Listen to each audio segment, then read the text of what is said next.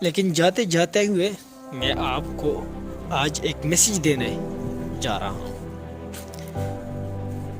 وہ میسج یہ ہے کہ محنت اتنی خاموشی سے کرو کہ آپ کی محنت شور مچا دے۔ کیا بات کیجیے، محنت کس نے کی اور کس کی محنت نے شور مچایا پتہ ہے نا؟ آج کل کس کی محنت نے شور مچایا؟